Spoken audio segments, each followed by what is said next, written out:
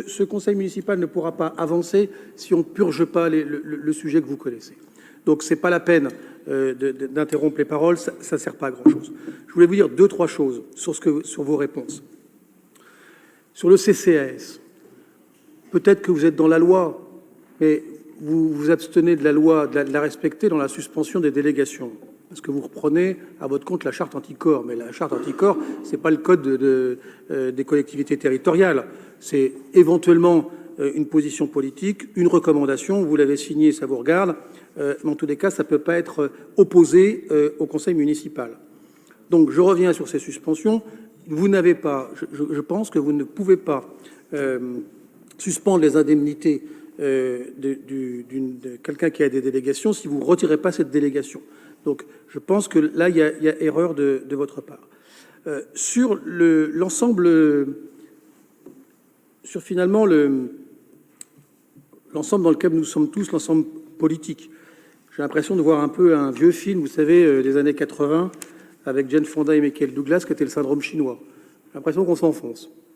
Qu'on s'enfonce, et que vous nous opposez à ce qui est légitime de poser comme question au sein d'un conseil municipal quand la première adjointe est en cause, et nous verrons dans quelles conditions et jusqu'où le 8 février et après. Et vous nous opposez d'autres sujets qui sont le cas que vous n'avez même pas osé citer, de Philippe Briand, et auquel finalement vous n'avez pas, en tant que conseiller métropolitain, sur lequel vous n'avez pas réagi.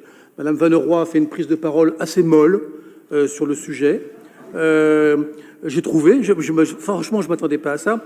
Je vous signifierai simplement qu'il y a une différence que vous connaissez tous, c'est bien pour ça qu'elle vous gêne et qu'elle gêne tout le monde, c'est que d'un côté, il y aurait, puisqu'on est tous soucieux de la présomption d'innocence. Je pense qu'il n'y a pas une personne ici qui ne l'est pas. Donc c'est pareil, là je crois qu'il faut arrêter ce débat. Mais nous verrons, mais en l'occurrence, on ne parle pas d'enrichissement personnel. Or, vous savez que l'enrichissement personnel, c'est le cancer de ce que nous sommes, c'est le cancer des élus. Je crois, à titre personnel, que quand il y a un enrichissement personnel d'un élu, il devrait y avoir une inéligibilité définitive. Définitive. C'est-à-dire que cette personne-là ne peut plus participer de près ou de loin à la vie publique. Or, là, nous serions, évidemment le « i » est important, nous serions dans ce cas-là, donc on n'est évidemment pas dans le truc. Et puis il y a un autre sujet qui m'ennuie, monsieur le maire, qui m'ennuie plus que tous les autres, c'est ce jeu de la vérité et de la demi-vérité. Ah, est-ce que j'irai jusqu'au mensonge? Vous nous dites que vous apprenez la démission de Mme Munch-Massé il y a 10 minutes. Ben moi, je ne le crois pas. Je ne vous crois pas. Je ne vous crois pas. Vous avez appris la démission de Mme Munch-Massé. Son courrier est parti bien plus tôt. Je pense même qu'il est parti avant le week-end à la préfète.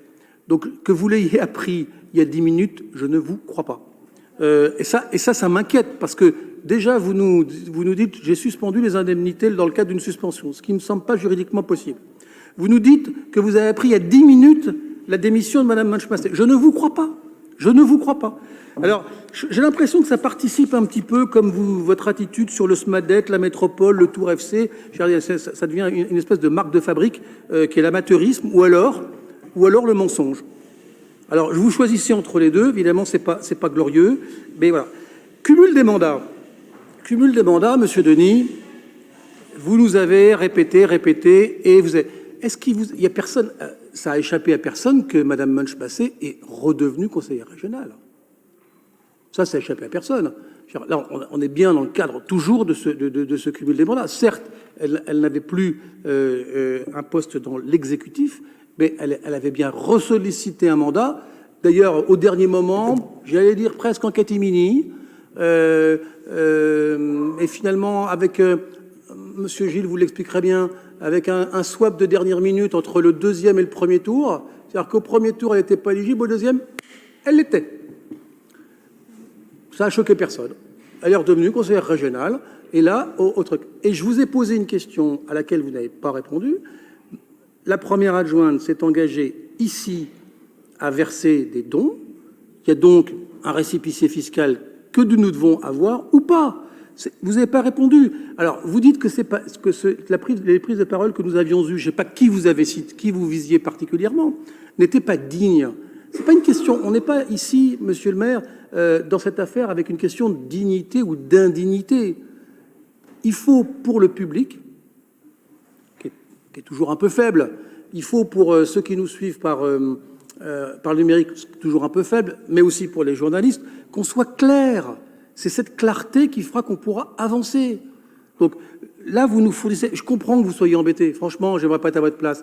Mais je comprends que vous soyez embêtés aujourd'hui. Aujourd'hui, je n'aimerais pas à votre place aujourd'hui. Monsieur Gagnère, ça va venir, vous inquiétez pas. Vous l'aurez. Mais là, vous êtes mal parti. Là, vous avez... Et là... Vous avez pris du retard, là, du coup. Au jeu de loi, vous avez reculé quelques cas. Merci d'abréger un petit peu. Donc, vous n'avez pas, monsieur le maire, vous n'avez pas répondu aux questions. 6 minutes 11. La je vais vous question répondre, du CCAS. si vous me laissez répondre. Oui, s'il vous plaît, je vais le faire. La question du CCAS, vous saviez bien qu'elle était gênante.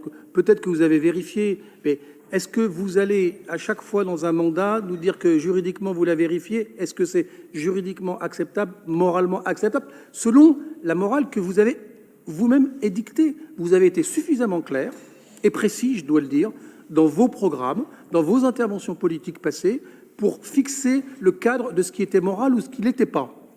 J'aimerais savoir, monsieur le maire, Benoît Pierre l'a dit, vous nous avez toujours rien dit sur l'affaire. Hein.